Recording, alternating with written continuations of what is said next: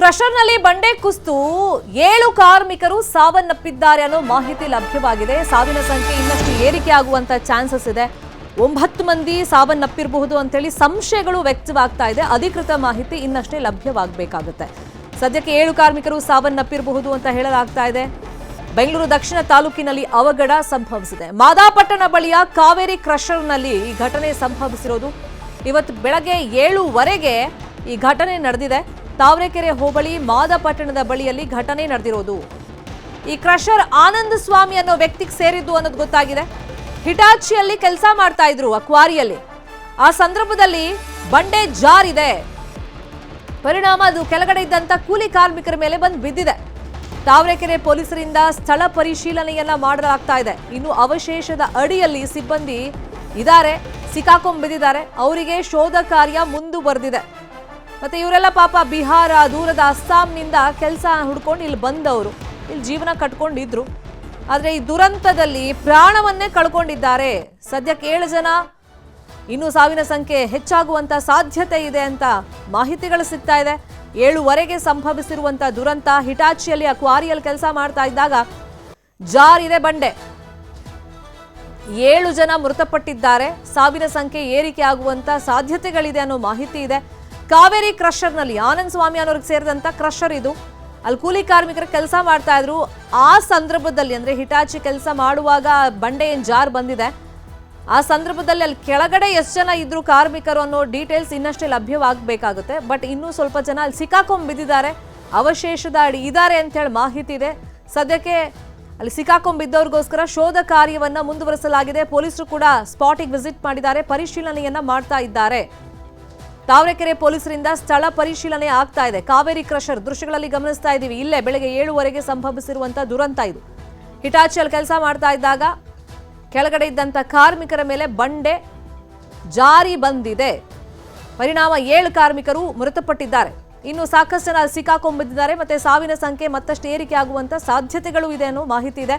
ಮಾದಾಪಟ್ಟಣದ ಬಳಿ ಇರುವಂತ ಕಾವೇರಿ ಕ್ರಷರ್ನಲ್ಲಿ ಇವತ್ತು ಬೆಳಗ್ಗೆ ನಡೆದಿರುವಂತ ಘಟನೆ ಆದ್ಮೇಲೆ ಅಲ್ಲಿನ ಪರಿಸ್ಥಿತಿ ಹೆಂಗಿದೆ ಅಂತೇಳಿ ದೃಶ್ಯಗಳಲ್ಲಿ ನಾವು ಗಮನಿಸ್ತಾ ಇದ್ದೀವಿ. ಇಲ್ಲಿ ಮುಂಜಾಗ್ರತಾ ಕ್ರಮಗಳನ್ನ ಕೈಗೊಂಡಿರ್ಲಿಲ್ವಾ? ಹಾಗಾದ್ರೆ ಹಿಟಾಚಿ ಮುಖೇನ ಆ ಬಂಡೆಗಳನ್ನ ಅಲ್ಲಿ ತೆಗೆಯುವಾಗ, ಕಲ್ಲು ಕ್ವಾರಿಯಲ್ಲಿ ಕೆಲಸ ಮಾಡುವಾಗ ಸಿಬ್ಬಂದಿ ಅಥವಾ ಅಲ್ಲಿ ಕಾರ್ಮಿಕರ ಕೆಲಸ ಮಾಡೋರು ಕೂಡ ಒಂದಿಷ್ಟು ಮುಂಜಾಗ್ರತೆಯನ್ನ ವಹಿಸಬೇಕಾಗತ್ತೆ. ಇಂಥ ದುರಂತಗಳು ಸಂಭವಿಸಿದಾಗ ಜೀವವನ್ನ ಉಳಿಸ್ಕೊಳ್ಳುವಂತ ನಿಟ್ಟಿನಲ್ಲಿ ಬಿಹಾರ ಮೂಲದ ಕಾರ್ಮಿಕರು, ಅಸ್ಸಾಂ ಮೂಲದ ಕಾರ್ಮಿಕರು ಪಾಪ ಸಾವಿರಾರು ಕಿಲೋಮೀಟರ್ ದೂರದಿಂದ ತಮ್ಮ ಜೀವನ ನಡೆಸೋಕ್ಕೆ ಇಲ್ಲಿ ಬಂದಿರ್ತಾರೆ. ದಿನಗೂಲಿ ನೌಕರರಾಗಿ ಕೆಲಸ ಮಾಡ್ತಾ ಇರ್ತಾರೆ. ಆದರೆ ಏಕಾಏಕಿ ಈ ರೀತಿ ದುರಂತ ಸಂಭವಿಸಂತ ಸಂದರ್ಭದಲ್ಲಿ ಆ ಇಡೀ ಕುಟುಂಬ ಅನಾಥ ಆಗ್ಬಿಡುತ್ತೆ. ಬಡ ಕೂಲಿ ಕಾರ್ಮಿಕರು ಪಾಪ ಇವರೆಲ್ಲ. ಮಾದಾಪಟ್ಟಣ ಬಳಿಯಲ್ಲಿ ಕಲ್ಲು ಕ್ವಾರಿ ದುರಂತ ಕೇಸ್ಗೆ ಸಂಬಂಧಪಟ್ಟಂಗೆ RR ಮೆಡಿಕಲ್ ಕಾಲೇಜಿಗೆ ಶವಗಳನ್ನ ರವಾನಿಸಲಾಗಿದೆ. ತೀವ್ರವಾಗಿ ಅಸ್ವಸ್ಥಗೊಂಡಿದ್ದಾರೆ 5 ಜನ ಈ ದುರಂತದಲ್ಲಿ. ಅವರನ್ನ ಆಸ್ಪತ್ರೆಗೆ ದಾಖಲಿಸಲಾಗಿದೆ, ಚಿಕಿತ್ಸೆಯನ್ನ ಕೊಡಿಸಲಾಗ್ತಾ ಇದೆ. RR ಮೆಡಿಕಲ್ ಕಾಲೇಜಿಗೆ ಶವಗಳನ್ನ ರವಾನೆ ಮಾಡಲಾಗಿದೆ. ಜೊತೆಗೆ ಇವಾಗ 5 ಜನ ಅವ್ರ ಪರಿಸ್ಥಿತಿ ಕ್ರಿಟಿಕಲ್ ಆಗಿದೆ ಅನ್ನೋದು ಗೊತ್ತಾಗ್ತಾ ಇದೆ. ತೀವ್ರವಾಗಿ ಗಾಯಗೊಂಡಿದ್ದಾರೆ 5 ಜನ ಆ ಬಂಡೆ ಬಿದ್ದಂತ ರಭಸಕ್ಕೆ. ನಾನಾಗ್ಲೇ ಹೇಳ್ತಾ ಇದ್ದೆ, ಒಂದಿಷ್ಟು ಮುಂಜಾಗ್ರತಾ ಕ್ರಮಗಳನ್ನ ಇಲ್ಲಿ ಕೈಗೊಳ್ಳಬೇಕಾಗತ್ತೆ. ಬೇಕಾಬಿಟ್ಟು ಈ ರೀತಿ ಕ್ವಾರಿಯಲ್ಲಿ ಕೆಲಸ ಮಾಡೋಕ್ಕಾಗಲ್ಲ. ಈ ದುರಂತಗಳು ಹೆಂಗೆ ಸಂಭವಿಸುತ್ತೆ, ಬಂಡೆ ಹೆಂಗೆ ಬಂದು ಬೀಳುತ್ತೆ ಅನ್ನೋದು ಹೇಳೋಕ್ಕಾಗಲ್ಲ. ಈಗ ಅಮಾಯಕರು ಬಲಿಯಾಗಿದ್ದಾರೆ. ಇದು ಆನಂದ್ ಅವ್ರಿಗೆ ಸೇರಿದಂಥ ಕಲ್ಲು ಕ್ವಾರಿ ಕ್ರಷರ್ ಅಂತ ಗೊತ್ತಾಗಿದೆ. ಕಾವೇರಿ ಕ್ರಷರ್ನಲ್ಲಿ ಇವತ್ತು ಬೆಳಗ್ಗೆ ನಡೆದಿರುವಂಥ ಘಟನೆ 7:15 ಸುಮಾರಿಗೆ ಮಾದಾಪಟ್ಟಣ ಬಳಿಯಲ್ಲಿ ಕಲ್ಲು ಕ್ವಾರಿ ದುರಂತದಲ್ಲಿ ಮೃತರಾದವರ ಆ ಮೃತದೇಹಗಳನ್ನು RR ಮೆಡಿಕಲ್ ಕಾಲೇಜಿಗೆ ಆ ಶವಗಳನ್ನು ರವಾನೆ ಮಾಡಲಾಗಿದೆ. ಮತ್ತೆ ಈ ದುರಂತದಲ್ಲಿ 5 ಜನಕ್ಕೆ ಇನ್ನೂ ಗಂಭೀರ ರೀತಿಯಲ್ಲಿ ಗಾಯ ಆಗಿದೆ. ಅವ್ರನ್ನೆಲ್ಲ ಆಸ್ಪತ್ರೆಗೆ ಈಗ ಚಿಕಿತ್ಸೆಗೋಸ್ಕರ ಅಡ್ಮಿಟ್ ಮಾಡಲಾಗಿದೆ. ಇನ್ನು ಅವಶೇಷದ ಅಡಿಯಲ್ಲಿ ಅಲ್ಲಿ ಕಾರ್ಮಿಕರು ಸಿಕ್ಕಾಕೊಂಡ್ಬಿದ್ದಿರುವಂಥ ಸಂಶಯಗಳಿದೆ, ಹೇಳಕ್ಕಾಗಲ್ಲ. ಫಸ್ಟು ಅಲ್ಲಿ ಎಷ್ಟು ಜನ ಕೆಲಸ ಮಾಡ್ತಾ ಇದ್ರು ಅನ್ನೋ ಬಗ್ಗೆ ಮಾಹಿತಿಯಲ್ಲಿ ಪೊಲೀಸರು ಕಲೆ ಹಾಕಿರ್ತಾರೆ. ಆಮೇಲೆ ಅದರಲ್ಲಿ ಮೃತಪಟ್ಟವರು ಎಷ್ಟು ಜನನ ಈಗ ಆಲ್ರೆಡಿ ಹಾಸ್ಪಿಟಲ್ಗೆ ಅಡ್ಮಿಟ್ ಮಾಡಲಾಗಿದೆ. ಎಲ್ಲ ಮಾಹಿತಿಯನ್ನು ತಗೊಂಡು ಅಕಸ್ಮಾತ್ ಇನ್ನೂ ಕಾರ್ಮಿಕರಲ್ಲಿ ಸಿಕ್ಕಾಕೊಂಡ್ಬಿದ್ದಿದ್ರೆ ಅವ್ರಿಗೋಸ್ಕರ ಶೋಧ ಕಾರ್ಯವನ್ನು ಮುಂದುವರಿಸ್ತಾರೆ. ದೃಶ್ಯಗಳಲ್ಲಿ ಗಮನಿಸ್ತಾ ಇದ್ದೀವಿ. ಏಕಾಏಕಿ ದೊಡ್ಡ ಬಂಡೆ ಬಂದು ಅಲ್ಲಿ ಕೆಳಗಡೆ ಬಿದ್ದಿದ್ರಿಂದ ಈ ದುರಂತ ಸಂಭವಿಸಿದೆ. ಆ ಕಲ್ಲು ಕ್ವಾರಿಯಲ್ಲಿ ಹಿಟಾಚಿಯಲ್ಲಿ ಕೆಲಸ ಮಾಡ್ತಾ ಇದ್ದಾಗ ಏಕಾಏಕಿ ಬಂಡೆ ಕುಸಿತವಾಗಿದೆ, ಅದು ಸೀದಾ ಕೆಳಗಡೆ ಬಂದಿದೆ. ಅಲ್ಲಿ ಕೆಳಗಡೆ ಇದ್ದಂಥ ಕಾರ್ಮಿಕರ ಮೇಲೆ ಅದು ಬಿದ್ದಿದೆ. ಪರಿಣಾಮ 7 ಕಾರ್ಮಿಕರು ಈ ದುರಂತದಲ್ಲಿ ಅಸುನೀಗಿದ್ದಾರೆ. 5 ಜನರ ಪರಿಸ್ಥಿತಿ ಸೀರಿಯಸ್ ಆಗಿದೆ ಅಂತ ಗೊತ್ತಾಗಿದೆ. ಶವಗಳನ್ನು RR ಮೆಡಿಕಲ್ ಕಾಲೇಜ್ ರವಾನೆ ಮಾಡಿದ್ದಾರೆ. ಗಾಯಾಳುಗಳಿಗೆ ಈಗ ಆಸ್ಪತ್ರೆಯಲ್ಲಿ ಚಿಕಿತ್ಸೆಯನ್ನು ನೀಡಲಾಗ್ತಾ ಇದೆ. ಸ್ಪಾಟಿಗೆ ಪೊಲೀಸರು ಕೂಡ ಬಂದಿದ್ದಾರೆ, ಸ್ಥಳ ಪರಿಶೀಲನೆಯನ್ನ ಮಾಡ್ತಾ ಇದ್ದಾರೆ. ಆ ಫೋಟೋಸ್ಗಳನ್ನು ಗಮನಿಸ್ತಾ ಇದ್ದೀವಿ ಎಕ್ಸ್ಕ್ಲೂಸಿವ್ ಆಗಿ. ಆ ಫೋಟೋಗಳಲ್ಲಿ ಗೊತ್ತಾಗ್ತಾ ಇದೆ ಅಂದರೆ ಅಲ್ಲಿ ಕಲ್ಲು ಕ್ವಾರಿಯಲ್ಲಿ ಕೆಲಸ ಮಾಡ್ತಾ ಇದ್ರು. ಹಿಟಾಚಿ ಮುಖೇನ ಅಲ್ಲಿ ಬಂಡೆಗಳನ್ನು ತೆಗೆಯಲಾಗ್ತಾ ಇತ್ತು. ಅಲ್ಲಿ ಟ್ರ್ಯಾಕ್ಟರ್ ಅನ್ನು ಕೂಡ ಗಮನಿಸ್ತಾ ಇದ್ದೀವಿ. ಏಕಾಏಕಿ ಮೇಲಿಂದ ಆ ಬಂಡೆ ಕುಸ್ತು ಬಿದ್ದಿರೋದನ್ನು ಗಮನಿಸ್ತಾ ಇದ್ದೀವಿ. ಅಂದರೆ ಬಹುಶಃ ಅಲ್ಲಿ ಇದ್ದಂಥ ಕಾರ್ಮಿಕರಿಗೆ ಅವಕಾಶನೇ ಸಿಗಲಿಲ್ಲ ಅಂತ ಕಾಣಿಸುತ್ತೆ ತಮ್ಮ ಪ್ರಾಣವನ್ನು ಉಳಿಸ್ಕೊಳ್ಳೋದಕ್ಕೆ. ಫ್ರಾಕ್ಷನ್ ಆಫ್ ಸೆಕೆಂಡಲ್ಲಿ ಆ ದುರಂತ ನಡೆದಿರೋ ರೀತಿಯಲ್ಲಿ ಕಾಣಿಸ್ತಾ ಇದೆ. ಅಲ್ಲಿ ಬಂಡೆ ಜಾರಿರುವಂಥ ಆ ಪ್ರದೇಶವನ್ನು ಕೂಡ ಮಾರ್ಕ್ ಮಾಡಿ ತೋರಿಸ್ತಾ ಇದ್ದೀವಿ. ಅಂದರೆ ಕಂಪ್ಲೀಟ್ ಆಗಿ ಒಂದು ಸೈಡ್ ಏನಿದೆ ಅದು ಜಾರಿ ಕೆಳಗಡೆ ಬಂದ್ಬಿಟ್ಟಿದೆ. ಹಿಟಾಚಿಯಲ್ಲಿ ಕೆಲಸ ಮಾಡುವಾಗ, ಮೇಲಿಂದ ಹಿಟಾಚಿ ಕೆಲಸ ಮಾಡುವಾಗ ಅದು ಜಾರಿ ಇಲ್ಲಿ ಕೆಳಗಡೆ ಟ್ರ್ಯಾಕ್ಟರ್ ಹತ್ರ ಇಲ್ಲಿ ಕಾರ್ಮಿಕರು ಇದ್ರು ಅಂತ ಕಾಣಿಸುತ್ತೆ. ಸೊ ಅಲ್ಲಿಗೆ ಜಾರಿ ಬಂದು ಅದು ಬಿದ್ದಿದೆ ಆ ಬಂಡೆಗಳು. ಪರಿಣಾಮ 7 ಮಂದಿ ಮೃತಪಟ್ಟಿದ್ದಾರೆ ಅದ್ರ ಕೆಳಗಡೆ ಸಿಕ್ಕಾಕೊಂಡ್ಬಿದ್ದು.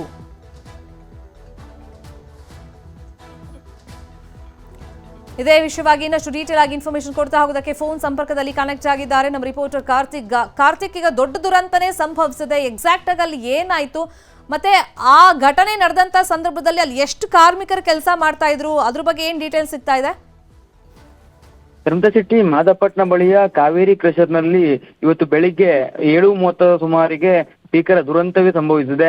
ಈಗಾಗಲೇ 7 ಜನರ ಪ್ರಾಣವೂ ಕೂಡ ಆ ಒಂದು ದುರಂತದಲ್ಲಿ ಹೋಗಿರುವಂತದ್ದು. ಕಾರ್ಮಿಕರೇನು ಕುಳಿ ಕೆಲಸವನ್ನ ಮಾಡ್ತಿದ್ರು, ಅಂದ್ರೆ ಕ್ರಷರ್ನಲ್ಲಿ ಕೆಳಭಾಗದಲ್ಲಿ ಅವರು ಈ ಒಂದು ಕಲ್ಲನ್ನ ಪುಡಿ ಮಾಡುವಂತ ಕೆಲಸವನ್ನ ಮಾಡ್ತಾ ಇರ್ತಾರೆ. ಅಂತ ಒಂದು ಸಂದರ್ಭದಲ್ಲಿ ಕ್ರಷರ್ನ ಮೇಲ್ಭಾಗದಲ್ಲಿ ಹಿಟಾಚಿ ಕೆಲಸವೂ ಕೂಡ ನಡೀತಾ ಇತ್ತು. ಆ ಸಂದರ್ಭದಲ್ಲಿ ಹಿಟಾಚಿ ಕೆಲಸ ಮಾಡ್ತಿದ್ದಂತಹ ಸ್ಥಳದಿಂದ ಬಂಡೆ ಬಿದ್ದಂತಹ ಪರಿಣಾಮ ಕೆಳಭಾಗದಲ್ಲಿ ಕೆಲಸ ಮಾಡ್ತಿರ್ತಕ್ಕಂಥ ಕಾರ್ಮಿಕರು ಸಾವನ್ನಪ್ಪಿದ್ದಾರೆ. ಅವರಿಗೆ ಆ ಒಂದು ಘಟನೆಯಲ್ಲಿ 7 ಜನ ಕಾರ್ಮಿಕರು ಸಾವನ್ನಪ್ಪಿದ್ದಾರೆ. ಬಹುತೇಕ ಕಾರ್ಮಿಕರು ಅಸ್ಸಾಂ ಮತ್ತು ಬಿಹಾರದವರು ಅಂತ ಈಗಾಗಲೇ ಹೇಳಲಾಗ್ತಾ ಇದೆ. ಪ್ರಮುಖವಾಗಿ ಇಲ್ಲಿ ಕ್ರಷರ್ನ ಮಾಲೀಕರ ನಿರ್ಲಕ್ಷ್ಯವೂ ಕೂಡ ಇದೆ, ಅಥವಾ ಆ ಒಂದು ಸೈಟ್ ಇಂಜಿನಿಯರ್ ಯಾರಿರ್ತಾರೆ ಅಥವಾ ಆ ಒಂದು ಸಂದರ್ಭದಲ್ಲಿ ಅಲ್ಲಿ ಮೇಲುಸ್ತುವಾರಿಯನ್ನ ಯಾರು ವಹಿಸ್ಕೊಂಡಿರ್ತಾರಲ್ಲ ಅವರ ನಿರ್ಲಕ್ಷ್ಯ ಸಂಪೂರ್ಣವಾಗಿ ಎದ್ದು ಕಾಣ್ತಾ ಇದೆ. ಕೆಳಭಾಗದಲ್ಲಿ ಕಾರ್ಮಿಕರು ಕೆಲಸನ ಮಾಡ್ತಿರುವಂತ ಸಂದರ್ಭದಲ್ಲಿ ನೀವು ಕ್ರಷರ್ನ ಮೇಲ್ಭಾಗದಲ್ಲಿ ಬಂಡೆ ತೆರವು ಮಾಡುವಂಥದ್ದು ಅಥವಾ ಬಂಡೆಯನ್ನ ಪುಡಿ ಮಾಡುವಂತ ಕೆಲಸವನ್ನ ಹಿಟಾಚಿಯಿಂದ ಮಾಡ್ತಿರೋದು ಯಾಕೆ? ಆ ಸಂದರ್ಭದಲ್ಲಿ ಕಾರ್ಮಿಕರಿಗೆ ಏನಾದ್ರು ಅಂದ್ರೆ ಅಲ್ಲಿ ಸಮಸ್ಯೆ ಆಗ್ಬಹುದು ಅಥವಾ ಬಂಡೆ ಹೋಗಿ ಕಾರ್ಮಿಕರ ಮೇಲೆ ಬೀಳ್ಬಹುದು ಅನ್ನುವಂತ ಸಾಮಾನ್ಯ ಜ್ಞಾನವೂ ಕೂಡ ಅವರಿಗೆ ಬಂದಿರಲಿಲ್ವಾ ಅನ್ನುವಂತ ರೀತಿಯಲ್ಲಿ ಈಗ ಪ್ರಶ್ನೆಗಳು ಉದ್ಭವ ಆಗ್ತದೆ. ಜೊತೆಗೆ ಇದು ಸಂಪೂರ್ಣವಾಗಿ ನಿರ್ಲಕ್ಷ್ಯ ಅಂತಲೇ ಹೇಳ್ಬಹುದು. ಯಾಕೆಂದ್ರೆ ಕೆಳಭಾಗದಲ್ಲಿ ಸಾಕಷ್ಟು ಸಂಖ್ಯೆಯಲ್ಲಿ ಕ್ರಷರ್ನ ಕೆಳಭಾಗದಲ್ಲಿ ಈ ಒಂದು ಬಂಡೆಯನ್ನ ಪುಡಿ ಮಾಡುವಂತ, ಅಂದ್ರೆ ಅವರು ಕೈಯಿಂದಲೇ ಕೆಲಸವನ್ನ ಮಾಡ್ತಾರೆ. ಅದಕ್ಕೆ ಸಂಬಂಧಪಟ್ಟಂತ ಒಂದಿಷ್ಟು ಆಯುಧನ ಬಳಸ್ಕೊಂಡು ಆ ಒಂದು ಕೆಲಸ ಮಾಡಿರ್ತಕ್ಕಂಥ ಕಾರ್ಮಿಕರು ಇದ್ದಂತ ಸಂದರ್ಭದಲ್ಲಿ ನೀವು ಮೇಲ್ಭಾಗದಲ್ಲಿ ಹಿಟಾಚಿಯ ಕೆಲಸವನ್ನ ಯಾಕೆ ಮಾಡ್ತಾ ಇದ್ರಿ? ಆದ್ರೂ ನಿಮ್ಗೆ ಆ ಒಂದು ಸಂದರ್ಭದಲ್ಲಿ ಕಾರ್ಮಿಕರ ಮೇಲೆ ಬಂಡೆಗಳು ಹೋಗಿ ಬೀಳ್ಬಹುದು ಅನ್ನುವಂತ ರೀತಿಯಲ್ಲಿ ಒಂದು ಕನಿಷ್ಠ ಪಕ್ಷದಲ್ಲಿ ಯೋಚನೆಯು ಬಂದಿರಲಿಲ್ವಾ ಅನ್ನುವಂತ ರೀತಿಯಲ್ಲಿ ಈಗ ಪ್ರಶ್ನೆಗಳು ಉದ್ಭವ ಆಗ್ತದೆ. ಇಲ್ಲಿ ಬಹುತೇಕರು ಬೇರೆ ಬೇರೆ ರಾಜ್ಯದಿಂದ ಬಂದಿರತಕ್ಕಂಥವ್ರು ಅನ್ನುವಂಥದ್ದು ಈಗ ಗೊತ್ತಾಗ್ತಿರ್ತಕ್ಕಂಥ ಮಾಹಿತಿ. ಜೊತೆಗೆ ನೀವು ಹೇಳ್ತಾ ಇದ್ರಿ ಕ್ರಷರ್ನ ಕೆಳಭಾಗದಲ್ಲಿ ಸಾಕಷ್ಟು ಜನ ಕಾರ್ಮಿಕರು ಕೂಡ ಕೆಲಸವನ್ನ ಮಾಡ್ತಾರೆ. ಅದು ದಿನನಿತ್ಯದ ಕೆಲಸವೂ ಕೂಡ ಆಗುತ್ತೆ. ಒಂದ್ಸಾರಿ ಅದು ಹಿಟಾಚಿ ಅಥವಾ ಇನ್ನಿತರ ಯಂತ್ರದಿಂದ ಬಂಡೆಯನ್ನ ಪುಡಿ ಮಾಡಿದ ನಂತರದಲ್ಲಿ ಅದನ್ನ ಇನ್ನಷ್ಟು ಚಿಕ್ಕದಾಗಿ ಮಾಡೋದಕ್ಕೆ ಈ ಒಂದು ಕಾರ್ಮಿಕರನ್ನ ಬಳಕೆಯನ್ನ ಮಾಡಲಾಗುತ್ತೆ. ಆ ಕಾರ್ಮಿಕರು ಆ ಕೆಲಸವನ್ನ ಮಾಡ್ತಿರುವಂತ ಸಂದರ್ಭದಲ್ಲಿ ಇದು ಘಟನೆ ನಡೆದಿರುವಂತದ್ದು. ಈ ದುರ್ಘಟನೆಯಲ್ಲಿ ಈಗಾಗಲೇ 7 ಜನ ತನ್ನ ಪ್ರಾಣವನ್ನು ಕೂಡ ಕಳೆದುಕೊಂಡಿದ್ದಾರೆ. 5 ಜನರ ಸ್ಥಿತಿಯು ಕೂಡ ಚಿಂತಾಜನಕ. ಬೆಂಗಳೂರಿನ RR ಆಸ್ಪತ್ರೆಗೆ ಅವರನ್ನ ರವಾನೆಯೂ ಕೂಡ ಮಾಡಲಾಗಿದೆ. ಆ ಒಂದು ಆಸ್ಪತ್ರೆಯಲ್ಲಿ ಅವರಿಗೆ ಚಿಕಿತ್ಸೆಯನ್ನು ಕೂಡ ನೀಡಲಾಗ್ತಾ ಇದೆ.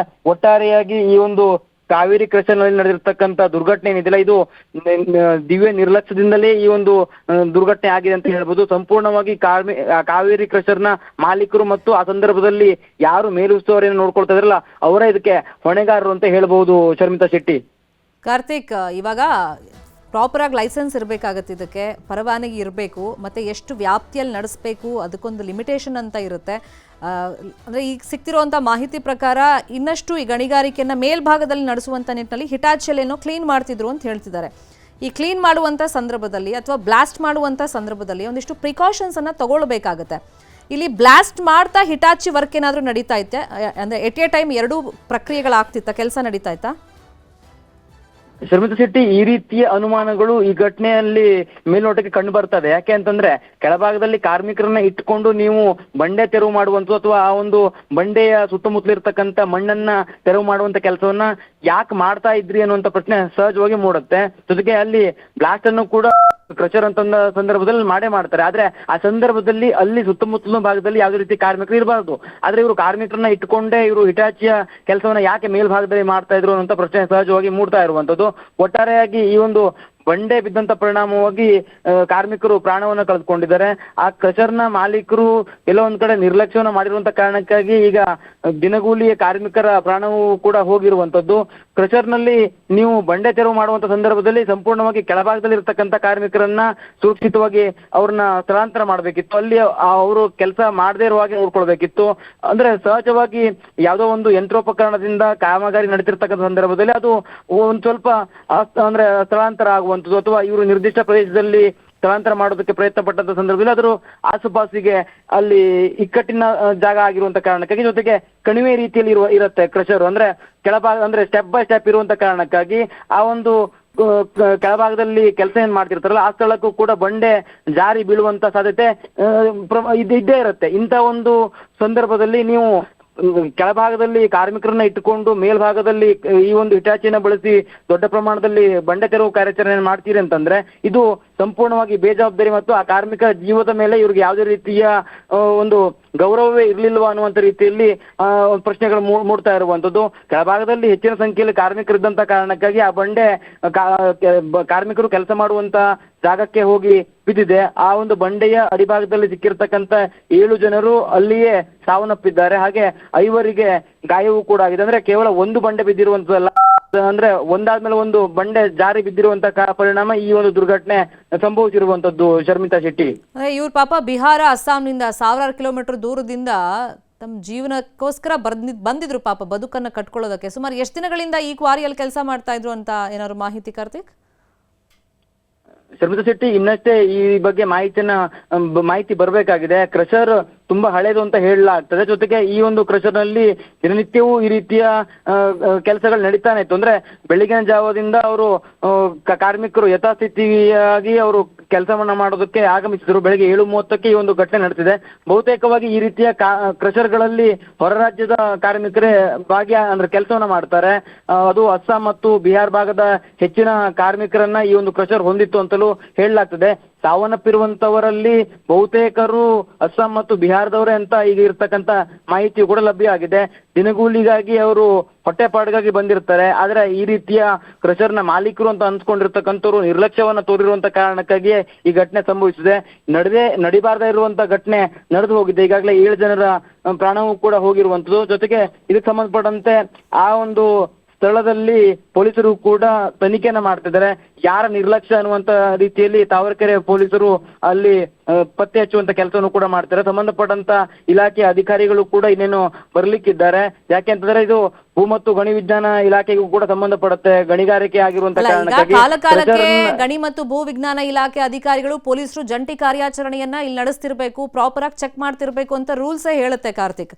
ಇನ್ನೊಂದ್ ಕಡೆ ಈಗ ಲೈಸೆನ್ಸ್ ಇದ್ರೂ ಕೂಡ ಪರವಾನಗಿ ಪಡ್ಕೊಂಡ್ರು ಕೂಡ ಅಕ್ರಮವಾಗಿ ಒಂದಿಷ್ಟು ಚಟುವಟಿಕೆಗಳು ಪ್ರತಿ ಕ್ರಷರ್ನಲ್ಲೂ ಕಲ್ಲು ಕ್ವಾರಿಯಲ್ಲೂ ನಡೆಯುತ್ತೆ ಅಂತೇಳಿ ಹಿಂದಿನಿಂದಲೂ ಸಾಕಷ್ಟು ಆರೋಪಗಳನ್ನ ನಾವು ನೋಡಿದ್ದೀವಿ. ಎಷ್ಟೋ ಜನ ಆರೋಪಗಳನ್ನು ಮಾಡಿದ್ದನ್ನ ಕೇಳಿದ್ದೀವಿ.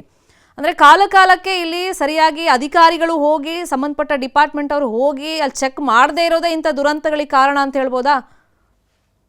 ಶರ್ಮಿತಾ ಶೆಟ್ಟಿ, ಇದನ್ನು ಕೂಡ ನಾವು ಕೂಡ ಅದನ್ನ ಹೇಳ್ಬಹುದು. ಯಾಕಂತಂದ್ರೆ ದಿನನಿತ್ಯ ಒಂದು ಕ್ರಷರ್ಗೆ ಅಥವಾ ಒಂದು ಕಾಲಕ್ಕೆ ಬಂದು ಇನ್ಸ್ಪೆಕ್ಷನ್ ಅನ್ನ ಮಾಡಿದಂತ ಸಂದರ್ಭದಲ್ಲಿ ಒಂದಿಷ್ಟು ನಿಯಮಾವಳಿಗಳನ್ನ ಪಾಲನೆ ಮಾಡ್ತಾರೆ. ಆ ಒಂದು ನಿಯಮಾವಳಿಗಳನ್ನ ಪಾಲನೆ ಮಾಡದಿರುವಂತ ಕಾರಣಕ್ಕಾಗಿ ಈ ದುರ್ಘಟನೆ ನಡೆದಿದೆ. ಇಲ್ಲಿ ಮೇಲ್ನೋಟಕ್ಕೆ ಕಂಡು ಬರ್ತಾ ಇರುವಂತದ್ದು ಅಲ್ಲಿ ಕ್ರಷರ್ ಇರ್ಬೋದು, ಈ ರೀತಿಯ ಕಾಮಗಾರಿ ನಡೆಯುವಂತ ಪ್ರತಿಯೊಂದು ಸ್ಥಳಗಳಲ್ಲಿಯೂ ಕೂಡ ಒಂದಿಷ್ಟು ನಿಯಮಾವಳಿಗಳಿರ್ತವೆ. ಕಾರ್ಮಿಕರನ್ನ ಯಾವ ರೀತಿಯಾಗಿ ಅಲ್ಲಿ ಕಾರ್ಯವನ್ನ ನಿರ್ವಹಿಸಬೇಕು, ಅವರಿಗೆ ಯಾವ ರೀತಿಯ ಸುರಕ್ಷತೆಯನ್ನು ಒದಗಿಸಬೇಕು,